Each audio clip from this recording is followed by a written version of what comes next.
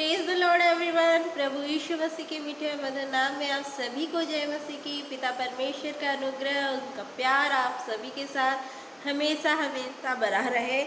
मैं आज आप लोगों के सामने पढ़ूंगी नीति वचन, उसका 24 अध्याय, उसके 30 से आप लोगों के सामने पढ़ूंगी। मैं आलसी के खेत के पास से और निर्बुद्धि मनुष्य की दाख की बारी के पास से होकर जाता था, तो क्या देखा कि वह सब कहीं कटीले पेड़ भर गए और वह बिच्छू पौधों से ढक गई और उसके पत्थर का बाड़ा गिर गया है। तब मैंने देखा और उस पर ध्यानपूर्वक विचार किया। हाँ, मैंने देखकर शिक्षा प्राप्त की।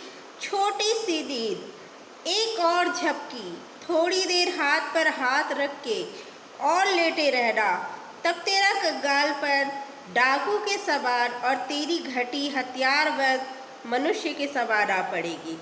यहाँ पर वचन के द्वारा हमें निर्बुद्धि और आलसी लोगों के बारे में बताया गया है कि ये जो आलसी लोग हैं उनका भाग क्या होगा, उनके साथ क्या होगा अगर वो अपने आप को चेंज नहीं करेंगे, अगर वो अपने जीवन में बदलाव नहीं लाएंगे। तो वचन के द्वारा हमें ये सिखाया जा रहा, हमें बताया जा रहा है कि उनके साथ क्या होगा। हमारे बीच भी ऐसे बहुत सारे आलसी लोग हैं जो आलस में बैठे हुए हैं। ये वो लेजी पर्सन है जिनके सामने अगर हम खाने का थाली ला के रख दें तो भी वो निवाला उठाकर अपने मुंह पे डालने नहीं डालते हैं। वो इतना ज़्यादा आलस करते हैं। वो परमेश्वर के वचन की जो सत्य है उसको वो जानना ही नहीं चाहते। वो परमेश्वर को ढूंढना ही नहीं चाहते। वो ईश्वर को, प्रभु यीशु मसीह को ढूंढना ही नहीं चाहते। उनके जीवन में ऐसा आलस भरा है। वो जहाँ है उसे अपना कंफर्ट जोन बना के वो वहाँ खुश है।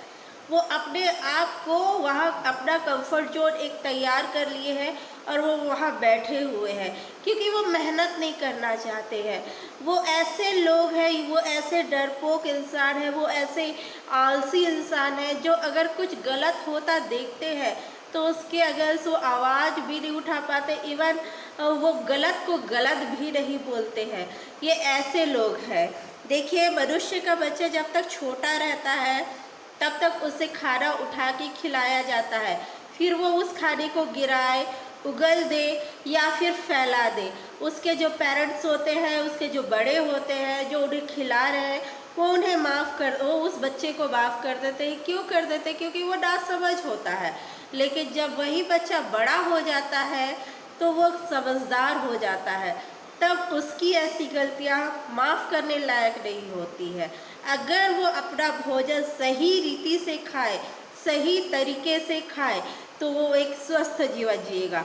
और जो मनुष्य ऐसा नहीं करते हैं वो उनका जीवन स्वस्थ नहीं रहेगा। वैसे ही जब तक हम बच्चे थे तब तक परमेश्वर ने हमारी गलतियों को, जो भी हमने नादानी की, हमने गलतियाँ की, हम वचन को नहीं जानते थे और हमसे जो भी गलतियाँ हुई उसके लिए परमेश्वर ने हमें माफ़ किया। लेकिन जब हम जानते हैं सब कुछ, वचन को जान रहे हैं, परमेश्वर की आज्ञा को जान रहे हैं, उसके बाद भी अगर हम गलती करते हैं तो हमें सज़ा मिलेगी। हम जानते हैं कि चोरी नहीं करना है, हम जानते हैं कि गाली देना नहीं है, हम जानते हैं शराब नहीं पीना है, हम जानते हैं कि व्यभिचार में नहीं पड़ना है, लेकिन फिर भी अगर वो गलती करते हैं तो उसकी सज़ा हमें मिलेगी और ज़रूर मिलेगी। देखिए, परमेश्वर हमारा दयावान परमेश्वर है, वो माफ़ करने वाला परमेश्वर है, हमें वो माफ़ करते। लेकिन हम ये सब कुछ जानते हुए भी कि ये सारी चीज़ें गलत है और हमें ये नहीं करना है, अगर हम फिर भी उन चीज़ों को करते हैं, अपने जीवन में उन चीज़ों को स्थान देते हैं, तो उसकी सज़ा तो हमें मिलेगी ही। कई ऐसे मसीह भाई बहन हैं जिन्हें मैं जानती हूँ और वो कहते हैं कि हम 3-3 4-4 घंटा तक प्रार्थना करते हैं, घुटने में रहते हैं वो और प्रार्थना करते हैं, अन्य भाषाओं में प्रेयर करते और भी बहुत सारी, पर वो कहते हैं कि हम 3-3 4-4 घंटा तक हम प्रार्थना करते हैं। लेकिन अगर वो 3-3 4-4 घंटा तक प्रार्थना करते हैं और वो ये सोचते हैं कि हमारा स्वर्ग का टिकट कंफर्म हो गया है। तो गलत है। क्यों गलत है? अगर वो अपने जीवन में परिवर्तन नहीं लेके आते हैं। वो 3-3 4-4 घंटा तक प्रार्थना करते हैं, लेकिन दूसरों के बारे में झूठ बोलते हैं, दूसरों को धोखा देते हैं, दूसरों की चुगली करते हैं, दूसरों का मजाक उड़ाते हैं, तो उनका प्रार्थना करना कहाँ तक सक्सेस होगा? आप खुद सोचिए, कहाँ तक सक्सेस होगा? अगर मैं या आप रोज़ 4-4 घंटा तक प्रार्थना करें, सुबह भोर को उठ के प्रार्थना करें, वचन को पढ़ें, वचन में क्या लिखा है वो सब को हम जाने, उसे पढ़ें और हर एक ज्ञान से हमें परमेश्वर तृप्त करे और हर एक वचन का ज्ञान हमारे अंदर हो, लेकिन हम उसे अपने लाइफ में अप्लाई नहीं करें, तो हमारा स्वर्ग का टिकट कंफर्म नहीं है। हमारा स्वर्ग का टिकट कंफर्म नहीं है। जो ये ऐसा सोचते हैं कि अगर हम प्रार्थना कर रहे हैं, हम बाइबल पढ़ रहे हैं, हम उपवास रख रहे हैं, हम चर्च जा रहे हैं, हम दान दे रहे हैं, और वो सोचते हैं कि हमारा स्वर्ग का टिकट कंफर्म है, और वो इसके बाद अपनी सांसारिक जीवन में चुगली करते हैं, धोखा देते हैं, झूठ बोलते हैं, अपने अपने आप को बनाए रखने के लिए दूसरों को फंसाते हैं, दूसरों का मजाक उड़ाते हैं। तो परमेश्वर ऐसे लोगों को कहेंगे, क्योंकि वचन में लिखा है कि मैं तुम्हें नहीं जानता, मैं तुम्हें नहीं जानता कि तुम कौन हो। वचन कहता है जो बड़े बड़े चंगाई करते हैं, जो बड़े प्रार्थना के द्वारा चंगाई करेंगे, जो आश्चर्य कर्म दिखाएंगे, उन्हें भी परमेश्वर, अगर उनके जीवन में परिवर्तन नहीं होगा तो परमेश्वर उनसे कहेंगे कि मैं तुम्हें नहीं जानता कि तुम कौन हो।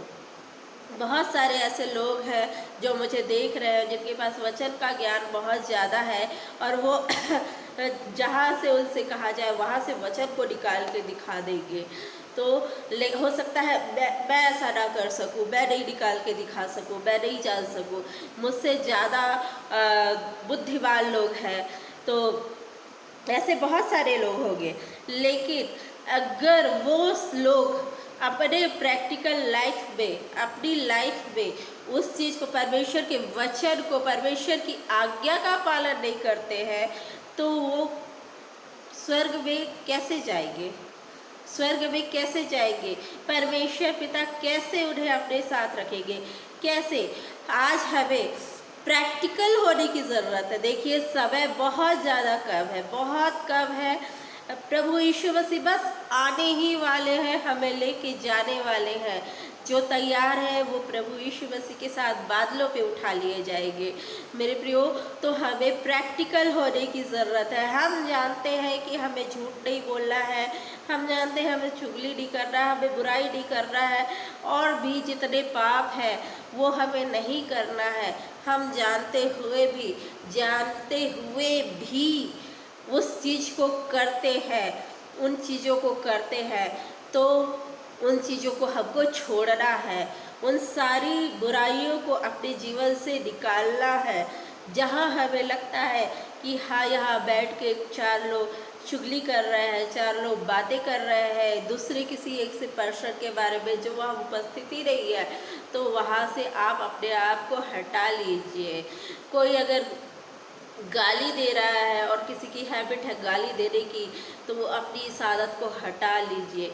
कोई अगर शराब पीने का आदी है, शराब पिए बिना रह नहीं सकता है और बहुत सारे गलत कामों में फंसा है, तो उन चीज़ों से अपने आप को हटाइए।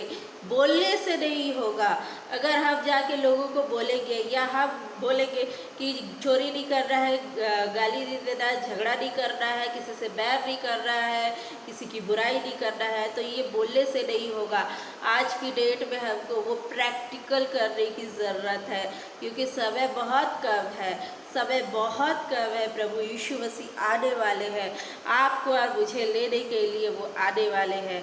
तो अपने आप को तैयार कीजिए, अपने आप को तैयार कीजिए कि हम स्वर्ग के राज्य में प्रवेश करने पाए।